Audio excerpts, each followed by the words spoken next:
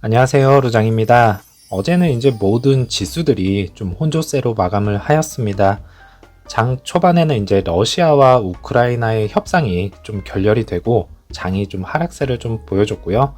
그러고 난 뒤에는 이제 CPI 지수가 7.9%로 40년 만에 최고치를 좀 찍었습니다. 매번 그랬듯이 이제 좋게 나올 리는 없었겠지만 전쟁과 함께 좀 맞물려서 시장에서의 충격은 더 컸으리라 좀 생각이 됩니다. 이제 석유 및 원자재 가격 상승으로 인해서 인플레이션이 좀 장기화가 될 수도 있겠습니다. 종합지수 먼저 확인을 좀 하겠습니다. 자, 러셀 2000 보시면 어제 하락폭이 상당히 좀 많이 컸었습니다. 그래서 여기까지 좀 내려오는 거 아닌가 싶었는데 다행히도 장 막판에는 좀 약간 끌어올려줘서 그나마 좀 안심할 수 있다 이렇게 좀 생각이 좀 들고 있고요. 나스닥 종합지수 보시면 어제는 장 초반에는 이제 많이 혼조세를 좀 빚어줬습니다. 올라갔다 내려왔다 좀 등락폭이 좀 있었고요. 그러고 난 다음에 이제 러시아 우크라이나가 협상이 좀 결렬이 되면서부터 이렇게 좀 하락을 좀 모습을 보여줬고요. 그러고 난 다음에 이제 CPI 지수가 최고치를 또 찍음으로써 다시 한번 이렇게 하락으로 가는 모습을 좀 보여줬습니다. 자, S&P 500 보시면 S&P 500도 마찬가지로 나스닥과 거의 비슷한 흐름을 좀 보여줬고요. 장 초반에 이제 하락폭을 좀 많이 키우다가 전 저점을 그래도 다행히 이렇게 좀 깨지는 않았습니다. 그러고 난 다음에 약간 또 이제 상승하는 모습을 좀 보여줘서 모든 지수들이 마지막에는 약간 좀 상승을 좀 이루어줬다 이렇게 좀 볼 수 있겠네요. 자, 리비안 차트 보시면 41.16으로 마감을 한 것을 좀 볼 수가 있겠고요. 실적 발표 이후에 실적이 좀 많이 안 좋게 나왔죠. 그래서 제가 어제 말씀드린 대로 이제 10% 정도에서 이제 시작을 할 것이다 이렇게 좀 말씀을 드렸었는데 보시면은 이제 마이너스 12.71%로 35.93으로 마무리를 좀 하였습니다. 40불에서 매수를 좀 했었기 때문에 그 다음은 이제 두 번째 2차 매수가 이제 들어갑니다. 그래서 여기서 이제 세 번에 나누어서 2차 매수 원래 들어가려고 했던 금액에 세 번을 나누어서 이제 3거래일 이렇게 해서 좀 나눠서 들어갈 생각이고요. 이렇게 한 다음에 그 다음에 3차 매수는 락업 때 이렇게 좀 들어가려고 하고 있습니다. 그래서 이제 리비안 같은 경우에는 3차까지 매수를 하게 되면 한 2-3년 정도 이렇게 푹 익혀둘 겁니다. 그런 다음에 2-3년 후에 또 이렇게 열어보면 또 알겠죠. 이제 더 이상 이제 매수 안 할 거예요. 그리고 난 다음에 2-3년 뒤에 어떻게 돼 있는지 한번 열어보도록 하겠습니다. 루시드는 이제 마이너스 4.16%가 이제 하락을 한 24.21로 마감을 한 것을 좀 볼 수가 있겠고요. 그리고 애프터 장에서는 마이너스 2.11%가 하락을 한 23.70으로 마감을 하였습니다. 자, 그래서 피 보시면 피가 상당히 많이 올라간 것을 좀 볼 수가 있겠고요. 공매도 수량을 다시금 한껏 이렇게 끌어모으면서 하방으로 밀어붙이는 모습을 다시 볼 수가 있겠습니다. 오더 플로우 보시면 라지 스케일은 어제는 약간 셀을 한 모습을 좀 보여줬고요.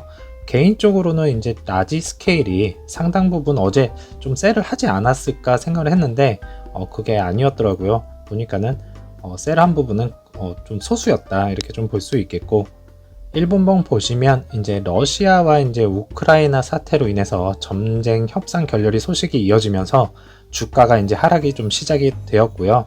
그리고 나서 이제 CPI 지수가 발표를 하면서 다시금 크게 하락하는 모습을 좀 볼 수가 있었습니다.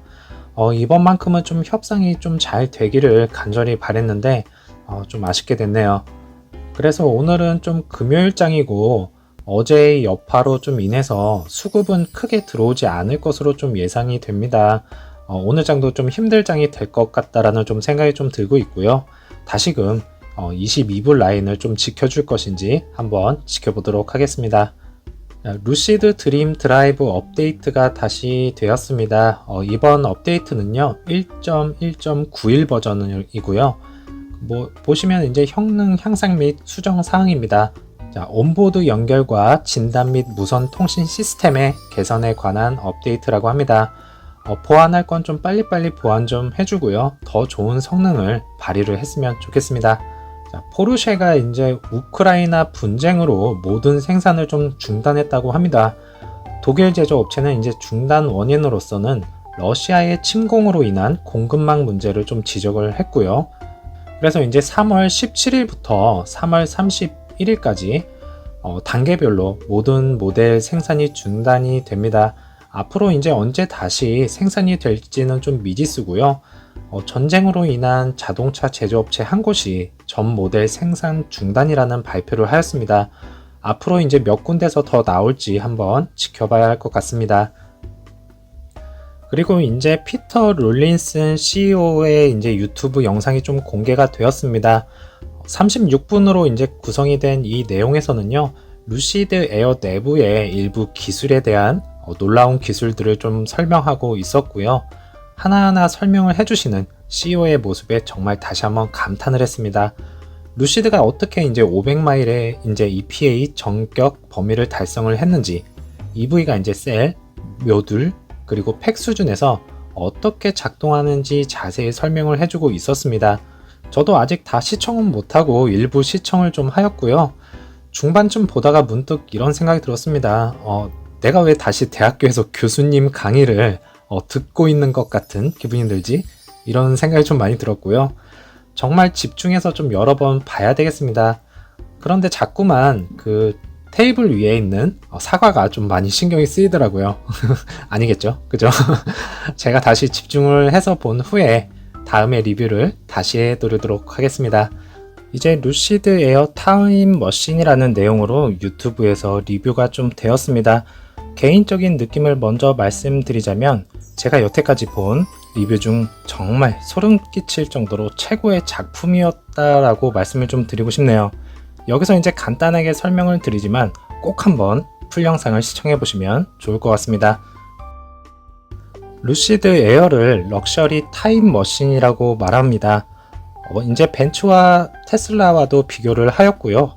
루시드를 이제 자동차 스타일링의 걸작일 뿐만 아니라 자동차 디자인의 승리라고 말을 했고, 잘생기고 우아하고 미래지향적인 것처럼 보인다고 합니다. 에어는 이제 내부가 대략 벤츠 S클래스 같기도 하고 외부는 E클래스 크기입니다. 모든 패키징 효율성은 파워트레인에서 시작이 됩니다. 람보르기니와도 드래그 레이스를 펼쳤습니다.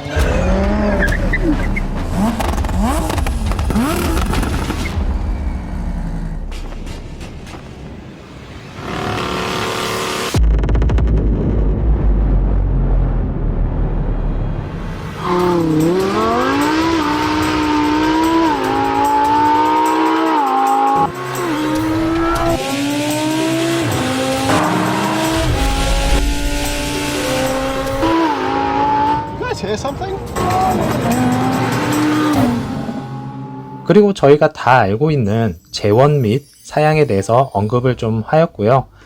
그리고 이제 거대한 프렁크가 있다고 하고 프렁크가 없는 EQS와도 비교를 하라고 합니다. 에어는 단순한 고급차가 아니고 지구상에서 가장 잘 분류된 스포츠 세단 중 하나이고 완벽하게 이제 보정된 최고 등급의 운전자용 차량입니다. 그리고 정말 빠르다. 속도를 높이는 에어의 이제 능력은 하이퍼카를 포함하여 역사상 가장 빠른 자동차 중 하나입니다. 이것은 스포츠 세단을 이해하는 누군가가 정의하는 미래처럼 느껴지고, 루시드 에어는 코너에서는 포르쉐의 타이칸, 편안한 S클래스, 효율성 면에서 로스터, 그리고 테슬라의 기술입니다 라고 얘기를 합니다. 그리고 두 개의 이제 새로운 미국 자동차 제조업체가 럭셔리 벤치마크가 되기 위해서 경쟁을 하고 있다고 하고 있고요. 이제 리비안의 R1S와 루시드 그래비티는 그 중간에서 SUV로 만들 것입니다 라고 말을 했네요. 이 두 회사는 사치의 의미를 정의하는 데 있어서 기득권층과 싸우기 위해 시간을 거슬러 올라갔고, 그리고 그들은 승리하고 있습니다 라고 하면서 마무리가 되었습니다. 영상이 이제 한 18분 정도 되는데 간략하게 설명을 드리려고 하니까 좀 많이 힘드네요. 그냥 풀 영상 꼭 한번 시청을 해보시면 되겠고요. 한마디로 그냥 대박입니다. 한번 꼭 보세요. 이제 루시드 AMP1 공장 건설 현장을 좀 보시겠습니다.